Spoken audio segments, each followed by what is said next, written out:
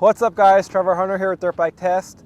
We just wrapped up phase 2 of our 2023 450 off-road shootout. And what we did is we rode all these bikes stock, did a shootout with them stock, and we've since made some changes to these bikes, modifications that are very common amongst a lot of off-road riders and racers. Things like suspension, stabilizers, gas tanks, triple clamps, just kind of the more basic, general kind of changes or modifications one would make to their bike without going too crazy. Knowing this, we set out to take the bikes from stock trim and modify them in the areas we felt they needed to be more competitive West Coast Grand Prix off-road race bikes. We felt it was important to set all the bikes up with the same discipline and style of riding since Grand Prix racing is the most popular here on the West Coast. We went that direction. We realize it's not the most off-road style of riding and racing by any means, but it has the most ridership at the moment, and with these bikes being so close to their MX counterparts, it's truly what they're designed for in a lot of ways. So just some things to note here is all the bikes receive suspension work from TCS Powersports. First, a test like this wouldn't have been possible without the help of Todd at TCS. We've been working for over a year on setting up all these bikes suspension-wise, and we felt it was important to use just one tuner for all the bikes to make it a level playing field.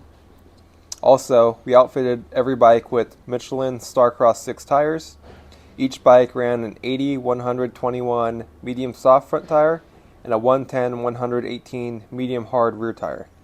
Tires are extremely critical to a bike's performance, so equipping them with the same tire combo keeps that at a level playing field as well.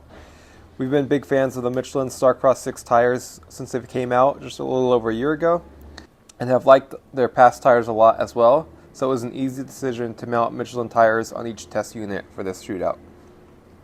As far as setup goes, myself, Trevor Hunter, was largely in charge of developing the KX450X and YZ450FX, while Todd Davis set up the KTM 450XZF as it is his own personal bike, and Todd and myself both had a hand in setting up the Honda CRF 450RX.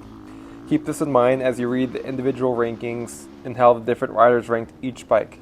Some bikes were more expensive than others, which is something to take into account when seeing how these bikes stacked up, but all were modified to a certain extent, and riders ranked these bikes based on how they perform, not keeping in mind how many parts, how much money, how much time it took to set these bikes up. Start with the power. We'll start off with the Yamaha. As it did in stock trim, the Yamaha motor was one of the most aggressive of the bunch, despite us taming it down with mapping and the 1452 gearing. The initial hit was smoothened out from stock and the power was lengthened and more broad, but as the revs built up higher and higher, it would fall off. Still, the power plant packed a lot of torque and bottom end that liked to be ridden smoothly and short shifted. One thing that commonly factored in how the Yamaha ranked is how the rider gelled with the Yamaha's engine. Those who trusted the torque, rode the lower RPMs, and weren't affected or distracted by the loud intake really liked the bike. Using the smooth power helped the chassis remain calm and overall had a large impact on how well received the Yamaha was. But we feel that if each rider had more time to adapt to the power, and more importantly found a map they liked using with the GYTR app, this bike could have ranked higher for a few of the riders, particularly the less aggressive and older riders. The KTM engine was massaged into being the smoothest engine of the bunch, hands down. It was set up with several mods to produce a mass amount of bottom end and torque, decent mid-range, and a little bit on top. Simply put, it's now built to be more of a lazy, kind of vet-style motor that can be lugged around in third and fourth gear, never get in the same zip code as the rev limiter. This motor was most appreciated by the vet riders as being very easy to ride and effective in all conditions, from motocross to single track and everything in between. The Recluse Radius CX auto clutch also allowed the riders to really lug the bike around, and the motor was a little slower to rev, making it easy to manage for longer durations of time and harder to kind of get out of control and lose control of the power. Moving on to the Honda, it's very similar to the KTM, and it was designed to be a smooth operator with most of its power coming down low. A lot of the riders liked the Honda engine in stock trim, so we kept it fairly stock. One issue we did have with the CRF when it was stock is the engine is prone to stalling at slower speeds, a common trait when you ride an MX style bike like this in an off-road setting. So the Recluse Radius CX auto clutch allowed us to ride the taller gears we liked without abusing the clutch and constantly stalling the bike. Additionally, it eliminated a lot of engine braking, which helped free up the chassis on decel and helped the bike corner a little bit better once riders got used to it. The 1452 gearing we ran here helped lengthen the power to not rev out so quickly and tame down the initial hit at the crack of the throttle.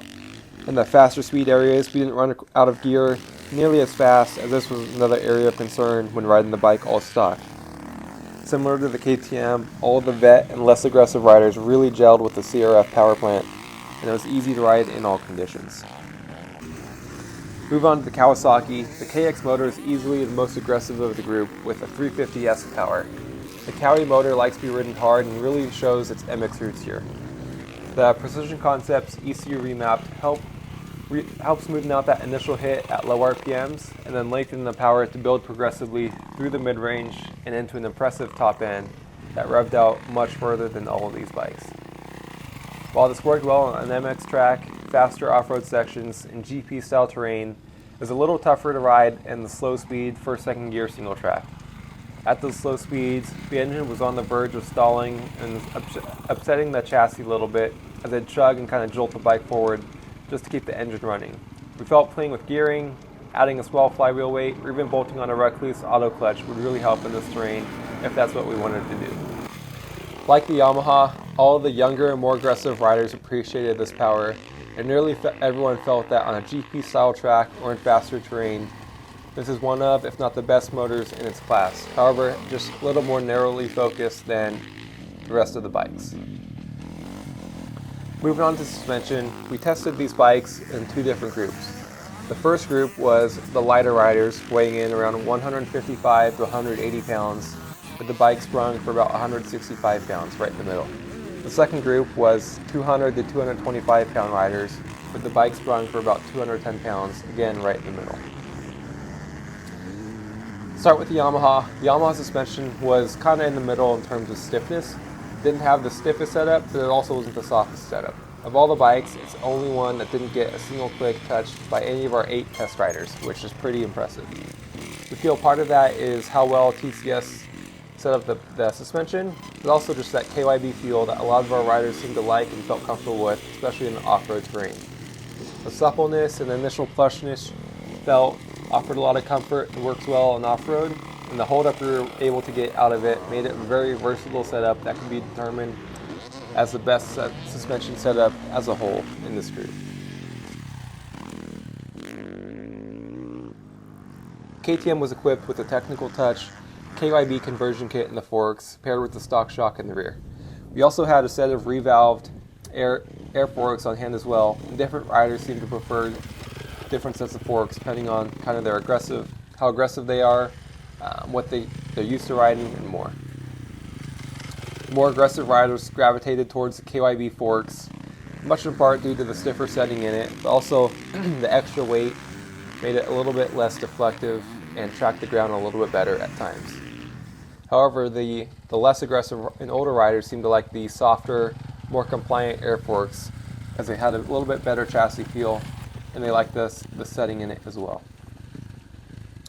What's kind of interesting to note is that even though the KYB forks have the same exact setting as the Yamaha on the KTM, it felt radically stiffer in every way, just going to show how much of an effect the chassis has on handling feel, not always in a good way. But something also we've learned in testing was going up the spring rate or adding air pressure to the forks on this new generation KTM really helped a lot. The anti-squat characteristics of the new frame puts a lot more weight on the front end even when accelerating, which requires more hold up out of the front end to keep the bike balanced.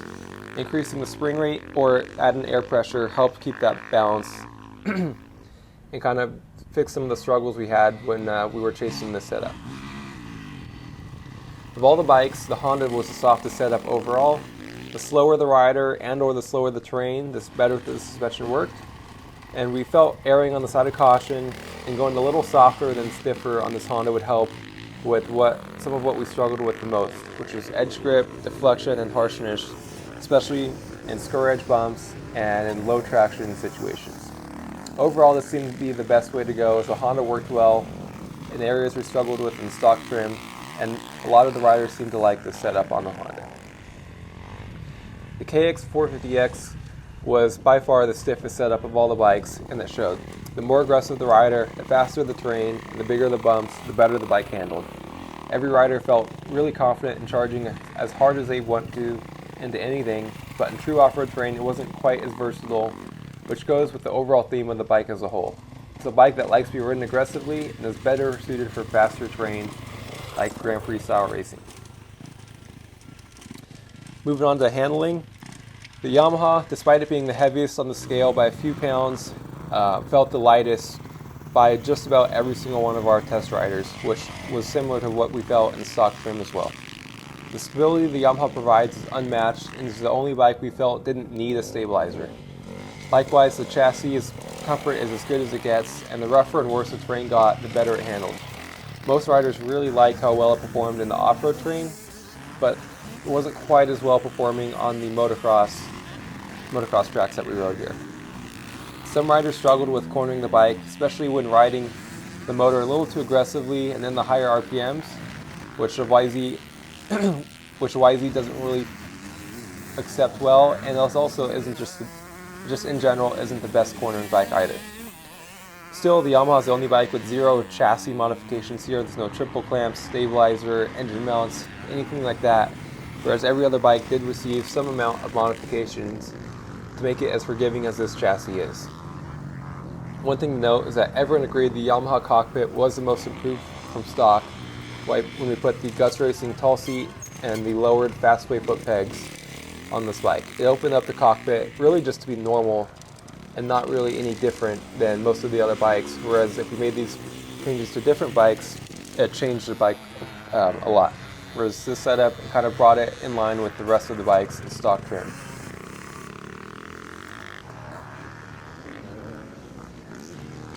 The new KTM chassis is stiff and rigid, kind of plain and simple. We made a lot of progress in relieving some of that rigidity with some X-Trig 24mm triple clamps, FCP engine mounts, and playing with the chassis torque settings. Changing the offset from 22 to 24mm was a huge step in the right direction, but less emphasis on the front end, getting the bike to feel a little bit more balanced, especially at speed. Likewise, the FCP engine mounts took away some harshness and increased edge grip for when the traction became a premium and bumps got a little squarer. Even with all these changes though, the KTM chassis still felt the most rigid and ultimately held it back in some of the riders' rankings at the end of the day. I know I did, but they don't think so. The Honda still has the best cornering chassis of the group and really shines in the tighter off-road trails. Even with the 23.5mm offset Ride Engineering triple clamps, the Honda still responds well to direction changes and is definitely a front-end steering bike, though now its stability and comfort is much better than stock with those clamps on. But even with the clamps, the bike is still sensitive to chassis changes and setup and did require the most fine-tuning from rider to rider. The rigid chassis feel is still there despite some modifications including those clamps, different torque settings, flex handlebars, and more. We hope to get some engine mounts as we feel this could really help benefit the chassis, but as it sits right now, the chassis is simply just less forgiving than the Yamaha and Kawasaki, although it's still a little more forgiving than the KTM. The flex handlebars on this bike were definitely a big hit amongst almost every rider as it reduced some of the feedback to the rider's hands, made the bike feel a little bit more forgiving. And interestingly, the Honda felt to be one of the heaviest feeling bikes of the bunch, kind of a common thought from all of our riders, though many of our riders liked how it performed in the rider terrain, which usually isn't the case for heavier feeling bikes. And the Kawasaki chassis is definitely one of its highlights in how well it handles everything and appeals to a wide variety of riders. It's not the most stable bike, it's not the best cornering bike, but it does both so well, and riders who prefer one trait over another can usually find a happy medium in the handling department. Its bump absorption is very similar to the Yamaha, and that's an overall very comforting chassis that doesn't feel overly rigid or require a lot of work to make it compliant.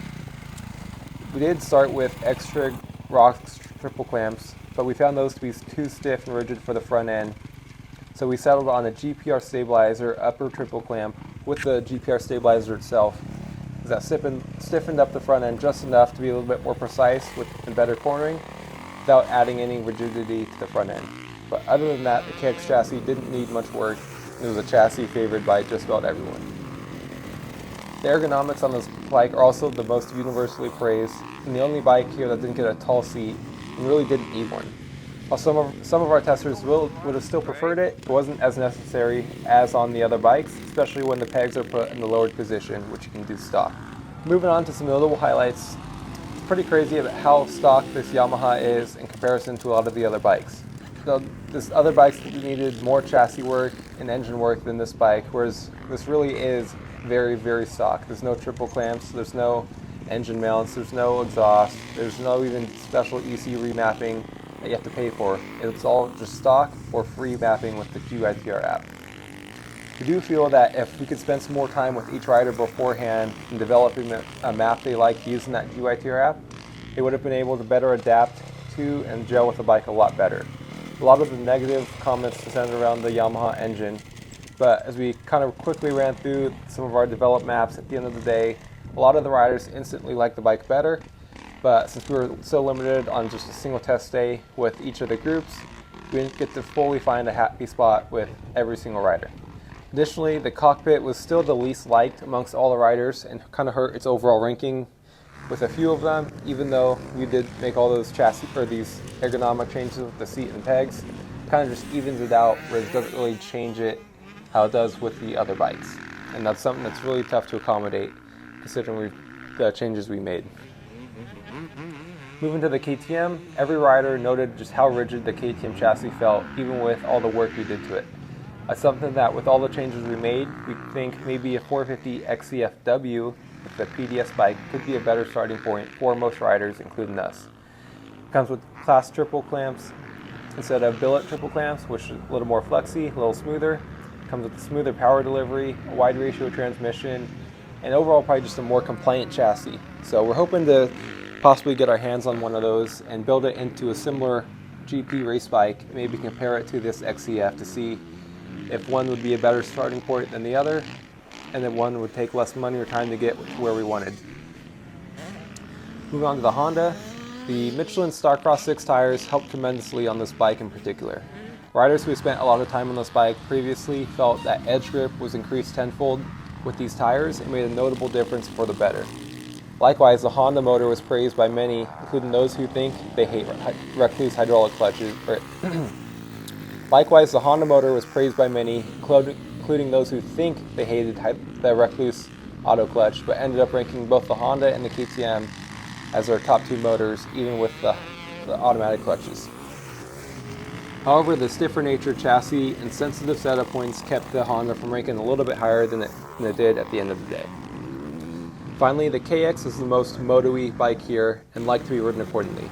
The faster the terrain, the more aggressive the rider, the more the motor and chassis shine. If we were trying to set it up to be more of an all-around off-road bike, we feel we could, but it'd take more work and parts to do so. But because of its base, we feel it isn't quite as versatile as, say, the Yamaha or KTM, but that doesn't mean it's not as competitive as is, or couldn't be as competitive with the right setup and parts. So overall, all these bikes are really good. The scores in this test were much closer, with the scores coming out to be 18, 19, 21, and 21 than when we tested them stock with scores of 13, 20, 20, and 27. And that goes to show just how good all these bikes are, and that personal preference can make up that last couple percent in what bike works well for a certain rider.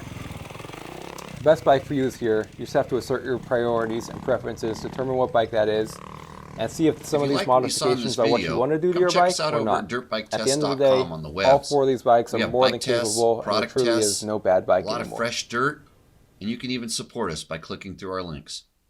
Hopefully, we'll see you out in the trail.